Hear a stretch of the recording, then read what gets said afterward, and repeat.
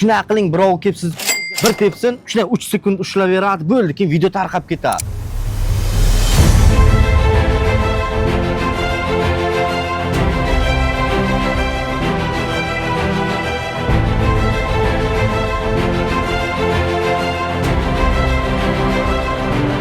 Hamma sohada endi liderlar qoladi. 10 million bo'lsa, demak yetar ekan. Biling, 10 million oylik o'tgandan keyin ham shunday yashaydi. Qimmat sotish uchun qanaqa texnikalarni O'zbekistonda ishlatish kerak? Bachkanalik juda ham kuchayib ketdi. Ana katta rahbar hop deb o'tiribdi. Ana narx sindirish, televizorlarda, ana ularda narx sindirish mana bunday bo'ladi. Yo, nimasi buni $150? Masalan, $30 da ham bor-ku.